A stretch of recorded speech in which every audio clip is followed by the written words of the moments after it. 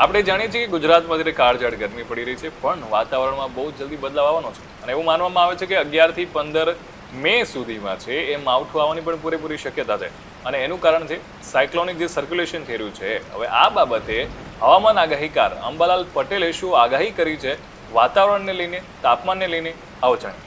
તારીખ 11 થી 14 pre monsoon activity શરૂ થશે. ઉત્તર ગુજરાતના ભાગો, મધ્ય ગુજરાતના ભાગો, કચ્છના ભાગોમાં ભારે આંધી સાથે વરસાદ થવાની શક્યતા રહે છે. કેટલાક ભાગમાં છાંટા થવાની શક્યતા રહે છે.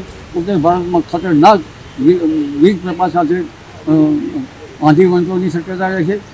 આ ઉપરાંત દક્ષિણ ગુજરાતના ભાગો, જમ્મુના ભાગો, વડોદરાના ભાગો, બોરડીના ભાગો, કરજણના ભાગો, પંચમહાલના ભાગો, દાહોદના ભાગો, તેમજ ગોધરાના ભાગો, ઉપરાંત અરવલ્લીના ભાગો, સાબરકાંઠાના ભાગો, આ ભાગોમાં ગાજવીજ સાથે થંડરસ્ટોર્મ એક્ટિવિટી શરૂ થવાની શક્યતા રહે છે. અને જે સાબરકાંઠાના ભાગો, અમરેલી, ભાવનગર, જૂનાગઢ અને ઉત્તર સૌરાષ્ટ્રના ભાગોમાં પણ પ્રી મોન્સૂન એક્ટિવિટી થવાની શક્યતા રહે છે. પરંતુ તારીખ 15 થી 17, 18, 20માં ભારે ગરમી, આટલી ગરમી આવશે. મધ્ય ગુજરાતના ભાગમાં મધ્ય મોસમમાં 43 ડિગ્રી સેલ્સિયસ જેવું થવાની શક્યતા છે. કેટલાક ભાગમાં 43 ડિગ્રી સેલ્સિયસ જેવું થવાની શક્યતા છે. ઉત્તર ગુજરાતના ભાગમાં 43 ડિગ્રી સેલ્સિયસ ત્યારબાદ ગરમી આવશે.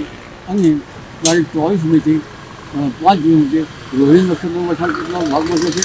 આ વખતે 38 નૈઋત્યનો પવન રહેતો હોવાથી ચોમાસું વહેલું આવશે. અને 8 થી 14 જૂનમાં વરસાદ થવાની શક્યતા રહે છે. આ ઉપરાંત મેના અંતમાં જૂનની શરૂઆતમાં અરસાગર ચક્રવાત થશે. 16મી મેથી બંગાળ ઉપસાગરનું ચક્રવાત થવાની શક્યતા રહે છે. 16 થી 24 જૂનમાં આજુબાજુ નિકોબાર ટાપુ પર ચોમાસું બેસી જશે. અને આ ચોમાસું જે છે એ હાલમાં નક્કી સુધી બેસી શકે. પણ આ ચોમાસું નિરંતર ચોમાસું ગણી ન શકાય. હવામાનની નોંધ પ્રમાણે જે ચોમાસું આવશે તે ચોમાસું ખરું ગણી શકાશે. જી.